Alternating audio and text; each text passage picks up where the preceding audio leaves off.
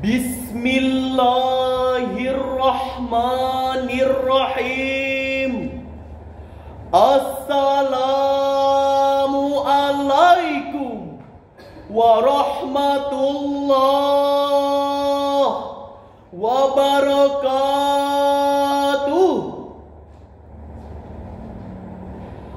Alhamdulillahillazi anzala sakinata fi qulubil mu'minin.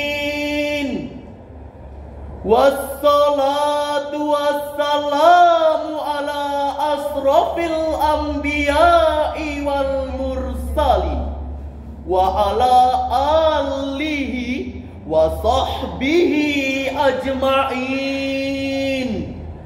Amma ba'd.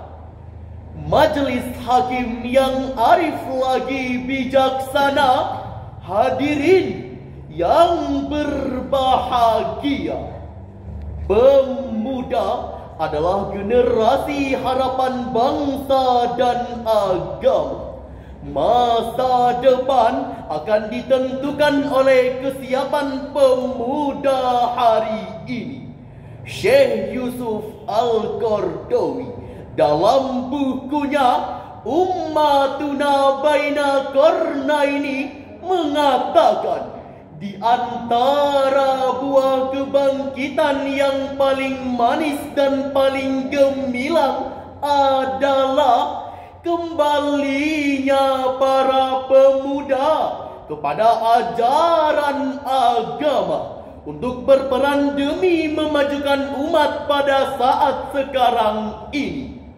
Bangsa Indonesia dikenal karena karakter rakyatnya yang berbudi pekerti, santun, dan beragama. Namun hadirin, menurut Badan Narkotika Nasional pada tahun 2021, prevalensi narkoba meningkat menjadi 3,66 juta jiwa. Sedangkan menurut Badan Pemberdayaan Perempuan dan Perlindungan Anak tercatat pada tahun 2021, kekerasan yang terjadi dalam rumah tangga mencapai 309 juta kasus. Ditambah lagi data statistik kriminalitas pada tahun 2021, tindak pidana mencapai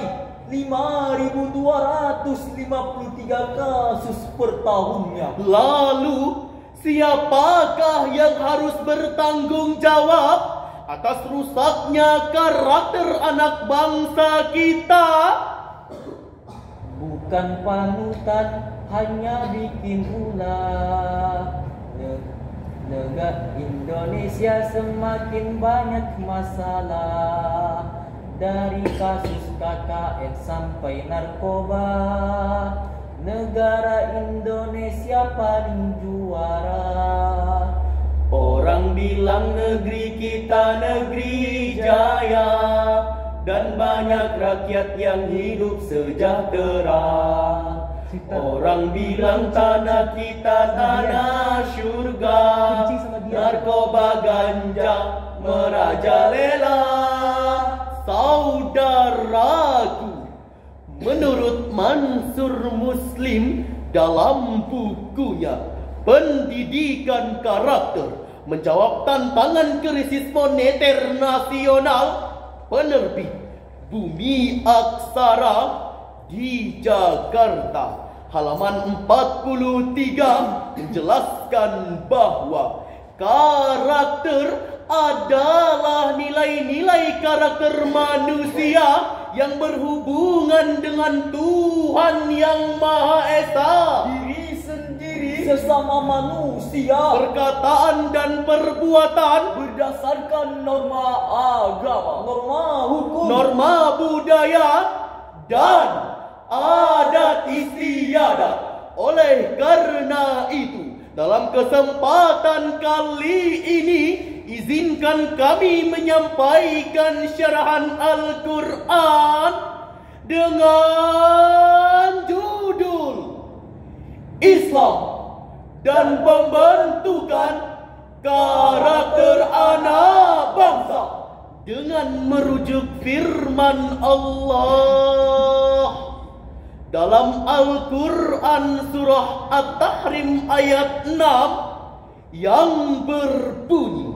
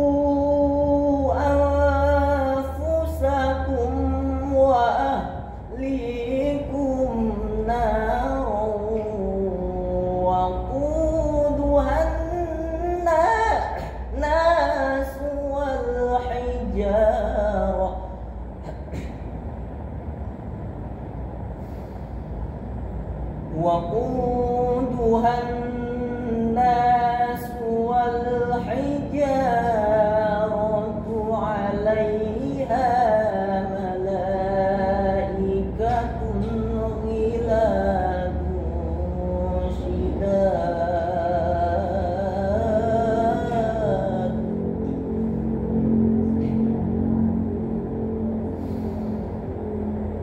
عليها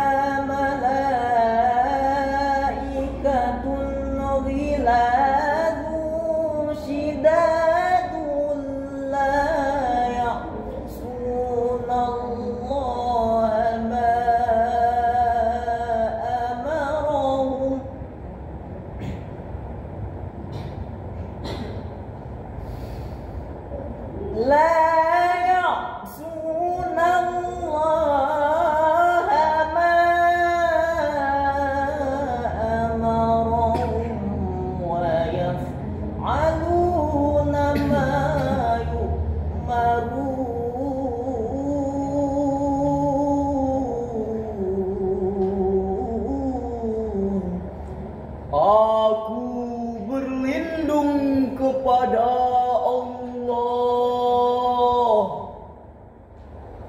dari godaan syaitan yang terkutuk dengan menyebut nama Allah yang Maha Pengasih lagi Maha Penyayang. Hai orang-orang yang beriman, peliharalah dirimu dan keluargamu dari api neraka yang bahan bakarnya adalah manusia dan batu. Penjaganya adalah malaikat-malaikat yang kasar, keras, dan tidak durhaka kepada Allah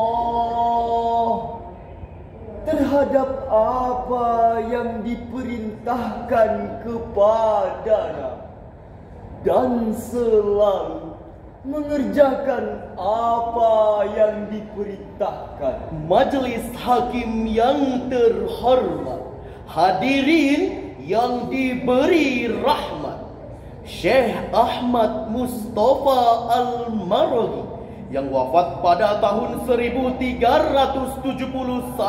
Hijriah dalam tafsir Al-Maraghi jilid 10 halaman 198 menjelaskan kalimat yang berbunyi Ku anfusakum wa ahlikum nara, bermakna buatlah sesuatu yang dapat menjadi penghalang datangnya siksaan api neraka dengan menjauhkan perbuatan-perbuatan maksiat, memperkokoh keimanan agar tidak larut dalam rayuan setan, dan senantiasa taat kepada Allah Subhanahu wa Ta'ala. Profesor Dr. Haji Muhammad Quraisy Shihab yang lahir pada tahun 1363 Hijriah dalam Tafsir Al-Misbah volume 14 halaman 327 mengatakan bahwa dakwah dan pendidikan berawal dari rumah, walaupun secara redaksional tertuju kepada ayah, namun hadirin, hakikat dakwah dan pendidikan adalah tanggung jawab orang tua, dan orang tua berperan penting untuk pembentukan karakter anak bangsa.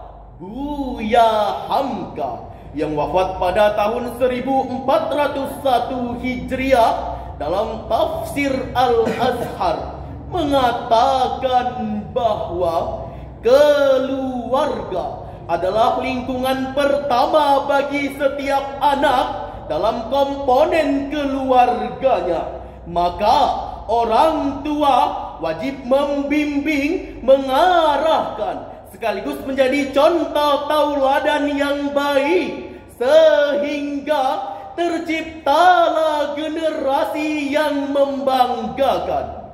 Hadirin yang berbahagia, betapa urgennya pembentukan karakter anak bangsa, sehingga Ki Hajar Dewantara dengan julukan Bapa Pendidikan Nasional Indonesia yang mengeksplorasi penerapan educated values yang mengacu kepada 3 pilar utama, yakni cipta, rasa, dan garsa, bermakna bahwa pendidikan bukan hanya memberikan pengetahuan saja, akan tetapi juga mengasah intelektualitas, spiritualitas, dan moralitas. Majelis Hakim yang terhormat, hadirin yang diberi rahmat, lalu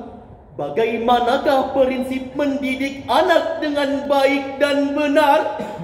Sebagai jawabannya, mari sama-sama kita dengarkan firman Allah dalam Al-Quran surah Luqman ayat 13 yang berbunyi, Wa idh qala Luqmanu libnihi wa huwa ya'iduhu ya bunayya la tusyrik billah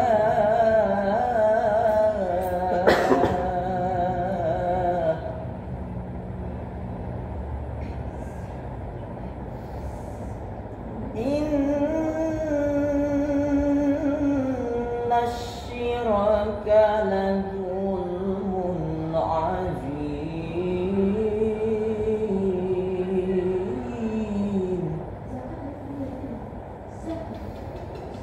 Inna syiraka lazulmun azim.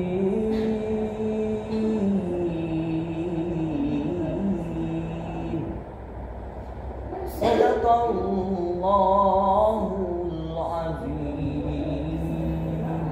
Dan ingatlah ketika Luqman berkata kepada anaknya di waktu ia memberi pelajaran kepadanya, "Hai anakku, janganlah kamu mempersekutukan Allah. Sesungguhnya mempersekutukan Allah adalah benar-benar kezaliman yang besar. Maha benar Allah dengan segala firman-Nya." Majelis hakim yang arif lagi bijaksana, hadirin yang berbahagia, Profesor Dr. Wahbah Az-Zuhaili yang wafat pada tahun 1437 Hijriah dalam Tafsir Al-Wasit Jilid 3 halaman 102 menjelaskan bahwa pesan Luqmanul Hakim terhadap anaknya tersebut merupakan cerminan tanggung jawab orang tua terhadap anak dalam komponen keluarganya. Maka orang tua harus menanamkan akidah untuk menyelamatkannya dari pernak-pernik kemusyrikan. Imam At-Tabari yang wafat pada tahun 310 Hijriah dalam Tafsir At-Tabari halaman 91 mengatakan bahwa dari keluarga yang unggul akan lahir anak bangsa yang unggul, berakhlakul karimah, pandai mempertahankan akidah, serta santun dan hormat kepada orang tua. Imam Al-Qurtubi yang wafat pada tahun 671 Hijriah dalam Tafsir Al-Qurtubi Jilid 9 halaman 333 mengingatkan bahwa tidak ada sesuatu yang dapat menyejukkan mata seorang mukmin melihat istri dan keturunannya taat kepada Allah Azza wa Jalla. Seorang tokoh dan pelopor Islam, Syekh Hasan Al-Banna yang wafat pada tahun 1386 Hijriah menjelaskan bahwa pendidikan menurut Islam mencakup beberapa aspek, yaitu bersihnya akidah, lurusnya ibadah, serta berakhlakul karimah. Akhirnya dapatlah kami tarik kesimpulan dari syarahan ini bahwa pertama, sebagai warga negara yang baik, orang tua berkewajiban penting untuk memasukkan anaknya ke lembaga formal dan informal untuk mendapatkan karakter anak bangsa yang maju. kedua, Orang tua harus tetap mengawasi anaknya dari pengaruh negatif terhadap lingkungan agar terciptalah generasi yang baik dan terdidik. Akhirnya, hanya itu sajalah yang dapat kami sampaikan. Lebih dan kurang mohon dimaafkan. Wabillahi taufik wal hidayah. Wassalamu alaikum warahmatullahi wabarakatuh. Waalaikumsalam warahmatullahi wabarakatuh.